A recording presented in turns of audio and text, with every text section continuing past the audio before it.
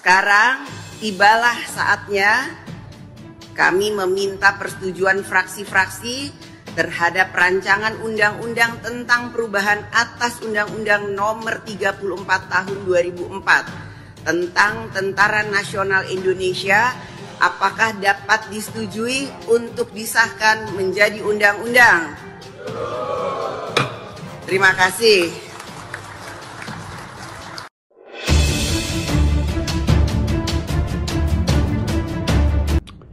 Ya tentu ada cukup banyak alasan untuk sebut saja mendistribusikan personil tentara di dalam berbagai lembaga.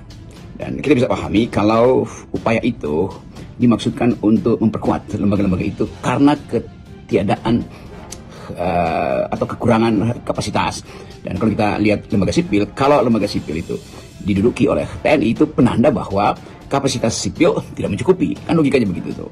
Kalau pada akhirnya penambahan jumlah lembaga yang dianggap layak atau signifikan diduduki oleh militer, tentu ada alasan yang lebih teknis, yaitu keahlian militer di bidang pertahanan, di bidang wilayah yang memerlukan semacam filosofi tentara itu, army readiness, kesiagaan militer. Dan itu harus diterangkan di dalam bentuk yang paling absolut, yaitu ada kedaruratan, kan? Itu dasarnya tuh. Jadi kalau kita periksa argumen hari-hari ini yang menginginkan atau memungkinkan lembaga-lembaga sipil itu diduduki atau diselenggarakan oleh personel militer, tentu keterangannya mesti lengkap. Apakah kini ada kedaruratan menuju perang misalnya, atau memang sipil kekurangan kapasitas sehingga harus minta di bail out oleh kalangan militer. Kan itu debatnya ada di situ tuh sebetulnya. Jadi kita mau tunjukkan dulu bahwa alasan-alasan yang beredar hari-hari ini tidak cukup untuk menerangkan perdebatan yang ada sekarang. Tentu kalangan masyarakat sipil, LSM, mahasiswa, universitas, para peneliti datang dengan poin yang final bahwa negeri ini sudah mengucapkan janji untuk tidak melibatkan tentara di dalam wilayah politik, di dalam wilayah pengambilan keputusan yang sifatnya tidak dalam keadaan kegentingan perang. Kan itu dasar dari demokrasi. Jadi sekali lagi kita coba pahami bahwa bukan sekedar perselisihan, friksi mulai terlihat, yaitu bagaimana argumen TNI diajukan supaya reasonable. Yang kedua, bagaimana supaya argumen masyarakat sipil diterima sebagai argumen historis, yaitu sejak reformasi prinsip-prinsip bernegara itu didasarkan pada the supremacy of civilian value. Jadi yang supreme itu bukan orang sipil, tapi nilai sipilnya itu. Saya ulang lagi, the supremacy of civilian value. Jadi nilai-nilai sipil itu yang diunggulkan dalam sistem demokrasi. Nah, kalau nilai-nilai militer itu dipaksakan ke dalam nilai sipil, maka akan berlaku hal yang sebaliknya, yaitu span of command. Dalam kehidupan sipil itu demokrasi artinya bercakap-cakap dan berselisih itu. Sementara nilai di dalam militer tidak boleh ada perselisihan karena mesti efektif. Komando adalah komando itu. Jadi saya kira itu awal kenapa kita mesti bahas masalah ini secara fundamental artinya secara filosofis. Jadi bila masyarakat sipil bereaksi keras terhadap RUU TNI ini, dan akademisi juga punya prinsip yang sama, mahasiswa, para peneliti, dosen, itu menunjukkan bahwa masih ada dalam ingatan kita satu evolusi di dalam sejarah Republik ini sejak perang kemerdekaan, ketika TNI memang harus terlibat pada waktu itu secara organik. TNI terlibat dengan kepentingan rakyat karena upaya perjuangan kemerdekaan, sehingga ada gerilya, ada basis-basis tentara yang memang disupport logistiknya oleh rakyat, dan itu keadaan gerilya sebetulnya itu. Nah, itu yang kemudian disebut sebagai kalau nggak salah Profesor Salim Said yang menulis disertasi The Genesis of Power, istilah bahasa Indonesianya, Genesis of Power, asal usul kekuasaan. Nah, asal-usul kekuasaan itu melekat di dalam tradisi tentara dan TNI yang tidak sekedar profesional, artinya tidak harus di dalam postur untuk memperkuat angkatan bersenjata supaya bisa melawan musuh luar, tapi juga ada semacam sense of genealogi sejarah bahwa kami dari awal terlibat untuk menjaga negeri ini, maka kami harus ada di depan. Itu sebetulnya sudah dibatalkan di reformasi ketika sistem demokrasi kita mengatakan tentara seharusnya, bukan sekedar sebaiknya, seharusnya kembali ke barak atau back to basic gitu.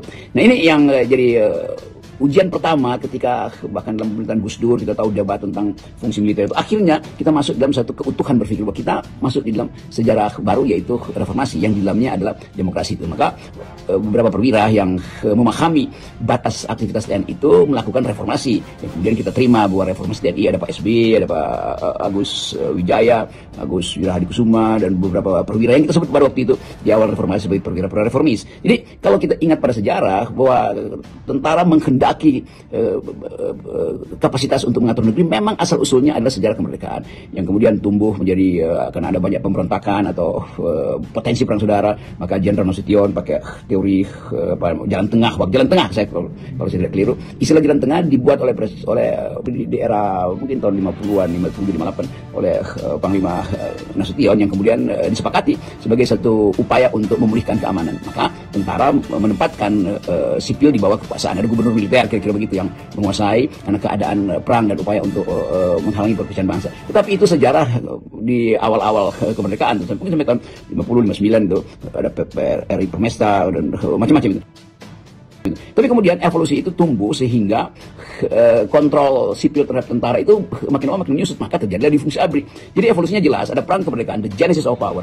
Ketika tentara bersekutu dengan rakyat, lalu ada upaya TNI melalui Jenderal Nasution untuk melibatkan tentara demi mengutuhkan bangsa itu. Karena banyak perang-perang lokal itu bahkan akan semacam pecah perang saudara, maka diambil politik jalan tengah itu. Lalu berevolusi lagi menjadi difungsi ABRI ketika Pak Harto itu mengendalikan sepenuhnya militer untuk menjamin stabilitas politik. Yang sejarah ini yang mesti kita pahami bahwa difungsi itu asal usulnya bahkan dari zaman Bung Karno itu, tetapi alasannya macam-macam. Nah kalau sekarang orang mengingat bahwa akan ada kembali ke era difungsi, ya tentu mungkin kalangan TNI menganggap ya nggak mungkin ke situ. Iya, tetapi poin yang baru sekarang dipahami oleh masyarakat sipil bahwa ini negara demokrasi, maka kekuasaan penentuan kebijakan itu ada di wilayah sipil tadi, wilayah nilai-nilai sipil saya ulangi. Nah itu yang saya kira jadi diskusi hari ini.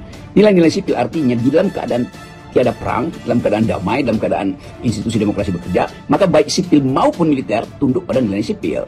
Jadi bukan, sekali lagi bukan supremasi sipil, tapi supremasi nilai-nilai sipil. Misalnya di lampu merah, kalau lampu merah semua mesti berhenti, mau dia mobil jenderal, mobil rakyat biasa, itu harus berhenti lampu merah. Itu namanya nilai-nilai sipil tuh. Kalau di rumah sakit disebut berbicara berbisik-bisik, itu nilai-nilai sipil tuh. Maka tentara, jenderal, rakyat sama di situ diikat oleh nilai-nilai sipil, menghormati rumah sakit misalnya. Lain kalau dalam keadaan perang ya mesti ada komando yang tegas-tegas atau lampu merah bisa dilanggar karena keadaan darurat. Tetapi itu yang kita mau terangkan bahwa kemampuan kita untuk menghidupkan wacana, narasi, diskurs nilai-nilai sipil itu yang harusnya diperluas tuh.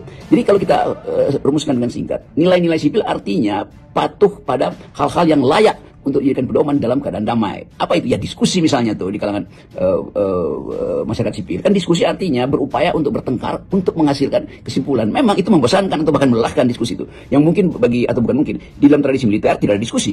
Kan prinsip tentara itu, bila ragu jangan membidik. Bila sudah membidik jangan ragu. Bila masih ragu segera tarik pelatuknya, maka dor. Kan itu supaya efektif tuh. Atau bila Anda masih ragu maka musuh Anda akan dalam detik yang sama itu membuat Anda tewas, kan itu prinsipnya kan. Tetapi di dalam demokrasi tidak begitu. Diskusi itu harus terjadi itu. Nah kalau istilah military efficiency itu dipakai di wilayah sipil, maka berhentilah diskusi. Demi efisiensi tradisi komando militer, maka tidak boleh ada diskusi itu. Dan nilai-nilai sipil harus berhenti. Jadi ini perbedaan paradigma yang sifatnya fundamental. Nah kita mau ingatkan ini supaya betul-betul kita pahami bahwa protes masyarakat sipil itu harus ada pendasaran filosofisnya, bahwa di dalam tradisi masyarakat sipil, diskusi ngotot-ngototan itu penting untuk menghasilkan desain-desain kebijakan yang bahkan sifatnya tentatif, sementara, alternatif, rolling plan, bahwa rencana itu bergulir mengikuti keadaan. Nah itu berbeda dengan tradisi di dalam sistem militer, span of command, itu atas bawah itu betul-betul perintah satu tuh. Di masyarakat sipil tidak mungkin begitu tuh. Nah ini saya kira hal utama yang kita ingin supaya rancangan undang-undang itu dipahami dalam konteks perjuangan untuk menghasilkan kembali Indonesia yang memungkinkan kita mengatakan bahwa ada nilai-nilai sipil, ada supremasi nilai-nilai sipil di negeri ini, dan karena itu baik militer, polisi, jaksa segala macam itu di dalam keadaan damai harus ikuti nilai-nilai sipil tuh. Jadi saya kira itu dasarnya kenapa ada kemarahan dari publik terhadap, bukan kemarahan, jadi keinginan untuk mendudukkan kembali hubungan sipil militer yang sebetulnya sudah kita selesaikan ketika era reformasi. Selamat siang teman-teman, kita ada di depan gerbang DPR di mana banyak masyarakat yang mendukung RUU TNI. Coba kita tanya satu-satu kira-kira kenapa mereka mendukung untuk disahkan. Silakan Mas. Kenapa mendukung Mas? Tidak tahu. Oke. Ini kita ada yang mendukung ya, hebat sekali mendukung RUU TNI. Kira-kira kenapa Mas mendukung RUU TNI?